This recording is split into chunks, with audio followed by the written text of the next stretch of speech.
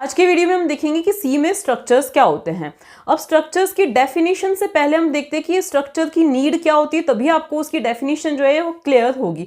अगर आप डेफिनेशन की हम बात करें तो क्या होती है, collection of heterogeneous data type. मतलब अरे क्या होता था हमारा, collection of homogeneous similar data type होता था, उसमें हम एक ही टाइप के डेटा को स्टोर कर सकते थे। लेकिन स्ट्रक्चर में क्या होता है कि हम अलग अलग डेटा टाइप को क्या कर सकते हैं, एक साथ स्टोर कर सकते हैं। तो अब इस डेफिनेशन पे हम बाद में आते हैं, पहले हम देखते हैं इसकी नीड क्या होती है। ठीक है, अब देखो अगर हमें अरे में हम क्या कर सकते हैं, सिमिलर डेटा टाइप कोई डेटा को यूज कर सकते हैं। मतलब अगर हमें क्या करना है कि स्टूडेंट्स के मार्क्स को स्टोर करना है, एक स्टूडेंट के मार्क्स को स्टोर करना है तो हमें अरे की जरूरत नहीं है। लेकिन हमें 100 स्टूडेंट्स के मार्क्स को स्टोर करना है तो ऑब्वियसली हमें अरे की जरूरत है। ठीक है, अब मार्क्स जो है हम किस तरह से अरे लेते हैं, तो इस तरह से कुछ हम अरे को क्या करते हैं, डिक्लेयर करते हैं। तो यहाँ पर आपको देखकर ही क्या पता चल रहा है कि जो मार्क्स है उनका डेटा टाइप क्या है, इंटीजर है। मतलब हम इस अरे में, इस मार्क्स नाम के अरे में इंटीजर के अलावा कुछ और स्टोर नहीं कर सकते हैं। ठीक है ना। अब देखो हमारी जरूरत क्या है कि हम किसी स्टूडेंट के रिकॉर्ड को स्टोर करना चाहते हैं। रिकॉर्ड को स्टोर करना चाहते हैं, इसका मतलब क्या है कि हो सकता है हम क्या करना चाहते हैं, स्टूडेंट के नेम को भी स्टोर करना चाहते हैं, उसके रोल नंबर को भी स्टोर करना चाहते हैं, और साथ ही उसके परसेंटेज या मार्क्स को भी क्या करना चाहते हैं, स्टोर करना चाहते हैं। ठीक है, तो अब एक ऑप्शन हमारे पास क्या होता है कि हम तीनों अलग अलग वेरिएबल्स ले लें। ठीक है, कोई प्रॉब्लम नहीं है कि हमने तीनों अलग अलग वेरिएबल्स ले लिए। एक ले लिया हमने अरे, जिसमें हम क्या स्टोर करेंगे, उसके नेम को स्टोर करेंगे। फिर हमने ले लिया इंटीजर, जिसमें हम क्या करेंगे, इसमें रोल नंबर को स्टोर करेंगे। और फिर हमने ये ले लिया फ्लोट पीआर, जिसमें हम परसेंटेज को स्टोर करेंगे। तो यहाँ तक तो कोई प्रॉब्लम नहीं है, चलो हम एक स्टूडेंट के रिकॉर्ड को स्टोर कर सकते हैं। लेकिन अगर हमें यही 10 स्टूडेंट के रिकॉर्ड को स्टोर करना है और 10 में हम ये तीनों चीजें चाहते हैं, मतलब मुझे 10 स्टूडेंट्स के ऐसे रिकॉर्ड्स को स्टोर करना है, तो हम क्या करें, एक स्टूडेंट तक तो चलो हम 3 वेरिएबल्स क्रिएट कर सकते हैं। लेकिन मुझे क्या करना है, 10 स्टूडेंट्स के, सपोज अभी चलो ठीक है 10 को हम बाद में देखते हैं, सपोज मुझे 2 स्टूडेंट्स की यही सारी डिटेल्स स्टोर करनी है, यही सारी डिटेल्स।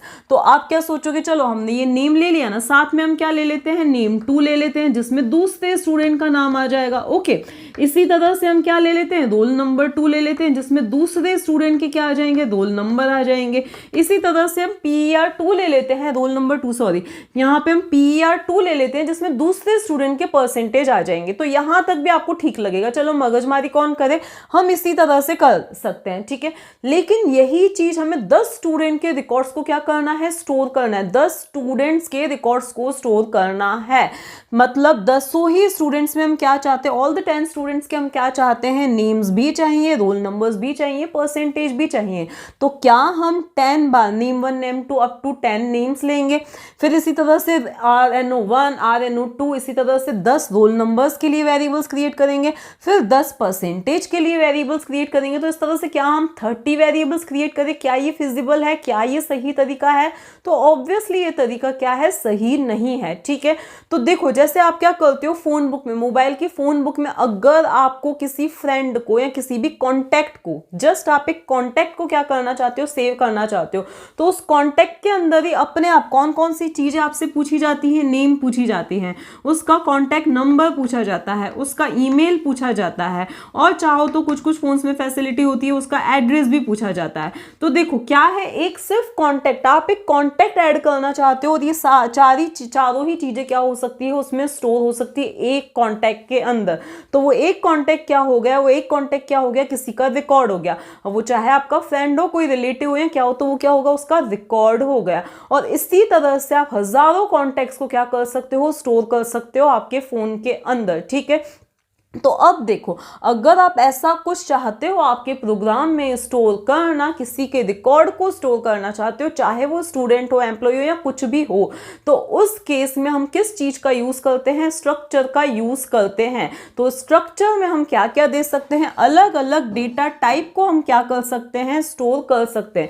और ये जो है ये चीजें क्या है, जैसे ये नेम है, रोल नंबर है, ये परसेंटेज, ये क्या है, फील्ड्स होती हैं। ये क्या होती हैं, उनके फील्ड्स बोल सकते हो या एट्रीब्यूट्स बोल सकते हो, आप क्या बोल सकते हो, इसके एलिमेंट्स बोल सकते हो, ठीक है ना। तो अभी पहले हम देखते हैं कि हम स्ट्रक्चर को किस तरह से क्या करते हैं, डिक्लेयर करते हैं। आज की वीडियो में हम ओनली स्ट्रक्चर का इंट्रोडक्शन पार्ट देखेंगे, मतलब हम देखेंगे कि हम स्ट्रक्चर को किस तरह से डिक्लेयर, स्ट्रक्चर डेटा टाइप को हम किस तरह से क्रिएट कर सकते हैं। स्ट्रक्चर डेटा टाइप क्यों बोला मैंने, क्योंकि हम एक तरह से अगर आप प्रोग्राम पूरा एंड तक देखोगे तो आपको समझ में आ जाएगा कि एक तरह से हमने खुद का डेटा टाइप क्या किया है, क्रिएट किया है, जिसके हम कितने भी वेरिएबल्स चाहे डिक्लेयर कर सकते हैं, ठीक है।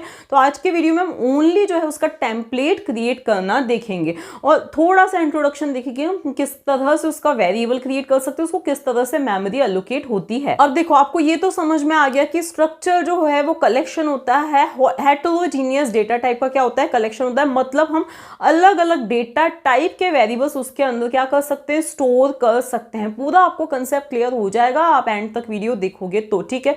तो इतना तो आपको समझ में आ गया कि कुल मिला के हम स्ट्रक्चर की हेल्प से एक रिकॉर्ड को क्या कर सकते हैं, स्टोर कर सकते हैं, ओके। अब उस रिकॉर्ड में कुछ भी हो सकता है, name, roll number, percentage, whatever, कुछ भी उसमें हो सकता है, ओके।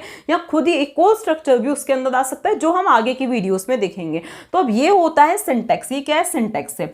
अगर आपको एक टेम्पलेट क्रिएट करना है, क्या क्रिएट करना है, एक स्ट्रक्चर का, किसी भी स्टूडेंट का, मतलब आपको एक टेम्पलेट क्रिएट करना है, एक स्ट्रक्चर क्रिएट करना है, तो उसके लिए आपको सबसे पहले यहाँ पे स्ट्रक्ट कीवर्ड का यूज करना पड़ेगा।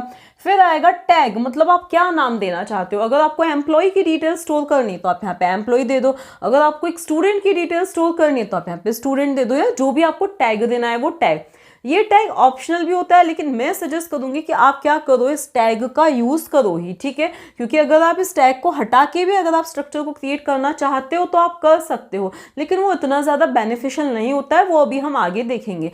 तो यहाँ पे क्या आता है, टैग आता है, ये स्ट्रक्चर की बॉडी स्टार्ट होती है और यहाँ पे आते हैं मेंबर्स। ये जस्ट सिंटैक्स लिखा है मैंने, ठीक है। अब आपको जो जो भी मेंबर्स चाहिए आप उसके अंदर यहाँ पे स्टोर कर सकते हो। अभी मैं आपको पूरा बताती हूँ कि किस तरह से हम यहाँ पे मेंबर्स देंगे, ओके। इसके बाद में आपने एक बार मेंबर्स दे दिए, इसके बाद में ये इसकी बॉडी की एंडिंग हुई और यहाँ पे आपको क्या लगाना है, सेमी कॉलन लगाना है, ठीक है। तो हम एक पहला स्ट्रक्चर क्या करते हैं, क्रिएट करते हैं। तो सपोज मुझे एक स्टूडेंट की डिटेल्स को यहाँ पर देना है, किसको देना है, स्टूडेंट की डिटेल्स देनी है। तो मैंने नाम क्या दिया है, स्टूड नाम दिया है, स्ट्रक्चर का क्या नाम दिया है, स्टूड नाम दिया है, ओके। अब मैं चाहती क्या हूं कि मैं स्टूडेंट के रोल नंबर, परसेंटेज और ग्रेड, इन 3 चीजों को स्टोर करना चाहती हूँ। नेम वाला हम बाद में देखेंगे, ओके। तो मैं क्या चाहती हूँ, उसका रोल नंबर चाहती हूँ, जो कि ऑब्वियसली क्या होगा, एक इंटीजर होगा। तो ये मैंने RNO नाम का एक वेरिएबल क्रिएट किया। उसके बाद में चाहती हूँ परसेंटेज में स्टोर करना चाहती हूँ, क्या स्टोर करना चाहती हूँ, परसेंटेज, जो कि क्या होंगे, फ्लोट होंगे। तो ये मैंने दे दिया फ्लोट, ओके। और यहाँ पे मैंने लिख दिया PER। इसके बाद में मैं क्या चाहती हूँ, स्टूडेंट की ग्रेड देना चाहती हूँ। तो ग्रेड क्या होगी, एक कैरेक्टर होगी। तो यहाँ पे मैंने दे दिया CHAR, कैर, और फिर यहाँ पे दे दिया मैंने उसका नाम, ग्रेड दे दिया। अब आपको ये लगेगा कि जैसे हम सी में क्या करते हैं, कोई भी वेरिएबल्स डिक्लेयर करते हैं और उनको मेमोरी एलोकेट हो जाती है, लेकिन यहाँ ऐसा नहीं है। यहाँ पे आपका सिर्फ एक टेम्पलेट बना है। क्या बना है, एक टेम्पलेट बना है। जैसे नहीं आप एक ब्लैंक टेबल बना के छोड़ देते हो कि यहाँ पे हम रोल नंबर्स लिखेंगे, यहाँ पर हम परसेंटेज लिखेंगे, यहाँ पे हम ग्रेड लिखेंगे, ठीक है। तो अभी हमने इसके अंदर कोई रिकॉर्ड नहीं स्टोर किया, यहाँ पे सिर्फ हमने एक टेम्पलेट स्टोर कर दिया कि ये 3 चीजें हम यूजर से पूछेंगे। तो इसको कोई मेमोरी नहीं एलोकेट हुई है अभी। मेमोरी कब एलोकेट होगी, तो ये सिर्फ हमने एक स्ट्रक्चर को क्या किया है, क्रिएट किया है। हमने ये मन में डिसाइड किया है, स्ट्रक्चर को डिक्लेयर किया, ठीक है।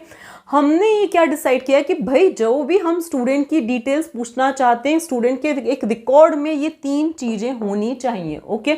ये हुआ स्ट्रक्चर क्रिएट। अब बात ये आती है कि हम किस तरह से इसके वेरिएबल्स को या इसके ऑब्जेक्ट्स को क्रिएट कर सकते हैं, तब जाके रियली मेमोरी एलोकेट होगी, ओके।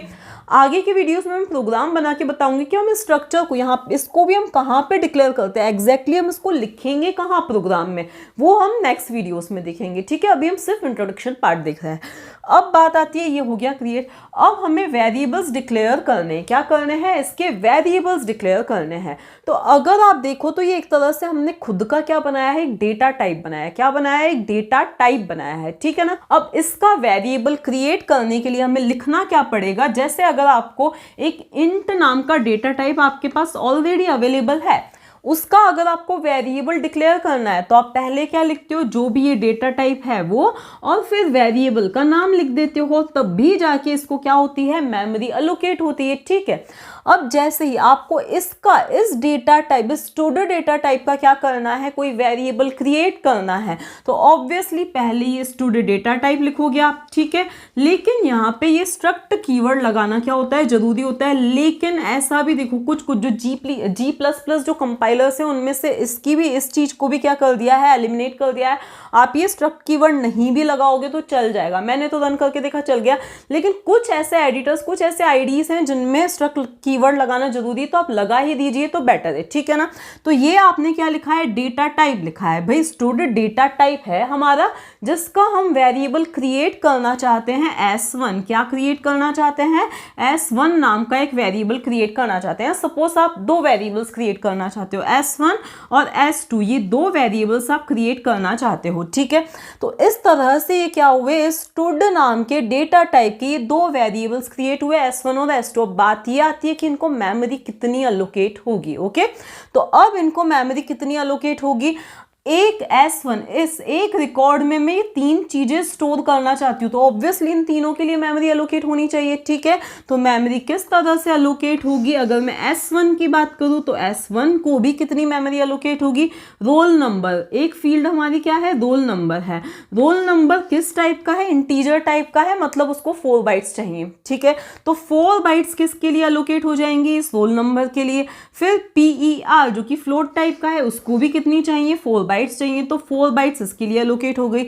ग्रेड जो है वो कैरेक्टर टाइप की है, तो उसको ओनली 1 बाइट इनफ होगी। ठीक है, तो 1 बाइट इसके लिए। तो टोटल S1 को कितनी मेमोरी अलोकेट हुई, 4 + 4 8, 8 + 1 9, 9 बाइट्स इस S1 को मिलेंगी। और ये 9 ही बाइट्स क्या होंगी, कंटिन्यूस होंगी, मतलब ऐसे नहीं कहीं पे भी हो जाएगा। इसको कुछ इस तरह से मेमोरी अलोकेट होगी। ये तो मैंने आपको समझने में इजी लगे इसीलिए मैंने आपको यहाँ पे बता दिया है।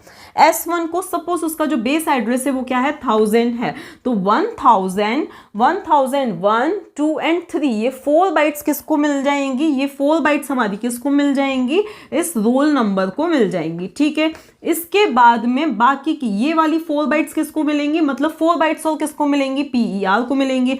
तो 1000 से लेकर 1003 तक ये कितनी बाइट्स हो गई हैं, 4 हो गई हैं। ठीक है, फिर 1004, 5, 6 और 7, तो टोटल 1007 तक किसको मिल गई है, परसेंटेज को मिल गई। और ये ग्रेड को कितनी बाइट मिली है, 1 बाइट मिली है। अब यहाँ आपको देख के लग रहा होगा कि ये ज्यादा बाइट्स हैं, लेकिन ये डायग्राम ऐसा बना है, तो कुल मिला के ये 1 बाइट किसको मिल गई है, इस ग्रेड को मिल गई। तो 1000 से लेकर 1008 तक ये टोटल 9 बाइट्स किसको मिली है, S1 को मिली है। ठीक है, ये कंटिन्यूस होंगी।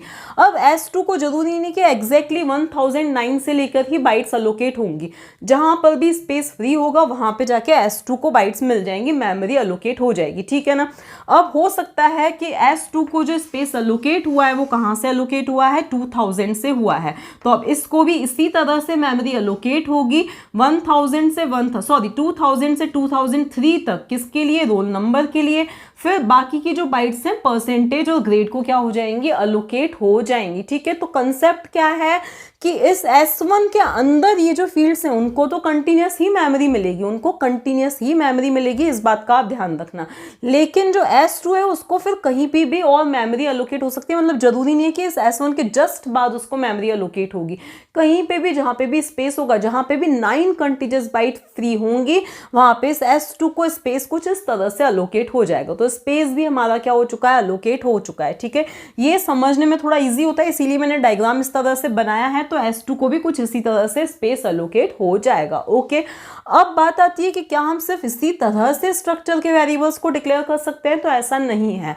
हम अगर चाहें कि जैसे ही हमने क्या किया है, मैं इसको हटा देती हूँ अभी, जैसे ही हमने क्या किया है, स्ट्रक्चर को क्रिएट किया है, वैसे ही यहाँ पे मैं सेमीकोलन न लगा के लिख दूं S1, S2 और फिर मैं लगा दूं सेमीकोलन, तो ये चीज भी उसी के इक्विवेलेंट है। बस यहाँ पे हुआ क्या है कि जैसे ही मैंने स्ट्रक्चर को क्रिएट किया है वैसे ही मैंने ये 2 वेरिएबल्स उसके क्या किए हैं, डिक्लेयर कर दिए हैं। ठीक है, अब ऐसा बिल्कुल जरूरी नहीं कि आपने S1, S2 यहाँ डिक्लेयर कर दिए तो कोई सा आपको थर्ड वेरिएबल चाहिए, स्ट्रक्चर टाइप का थर्ड ऑब्जेक्ट क्रिएट करना है तो आप नहीं कर सकते हो। नहीं, पूरे प्रोग्राम में कहीं पे भी, मतलब जो आपके वेरिएबल्स डिक्लेयर करने के रूल्स होते हैं कि मेन फंक्शन में ऊपर ही देना होता है, तो वहां पे आप क्या कर सकते हो, इस एक और स्ट्रक्ट कीवर्ड का यूज करके आप एक और वेरिएबल क्या कर सकते हो, डिक्लेयर कर सकते हो। ठीक है ना।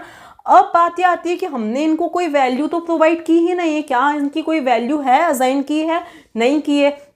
तो अब हम नेक्स्ट वीडियो में देखेंगे कि हम किस तरह से इनके मेंबर्स को एक्सेस कर सकते हैं। नेक्स्ट वीडियो में मैं बताऊंगी how can we access structure variables, structure members को हम किस तरह से एक्सेस कर सकते हैं। ठीक है ना।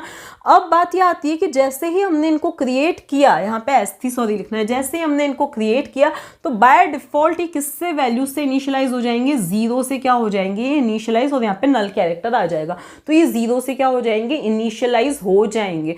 नेक्स्ट वीडियो में मैं आपको ये भी बताऊंगी कि हम स्ट्रक्चर वेरिएबल्स को किस तरह से इनिशियलाइज कर सकते हैं। अभी हमने सिर्फ क्या देखा कि स्ट्रक्चर होता क्या है, तो कुछ भी देखो क्या होता है, collection of heterogeneous data types which can be used to store records. Okay, हम रिकॉर्ड्स को क्या कर सकते हैं, स्टोर कर सकते हैं उसके अंदर।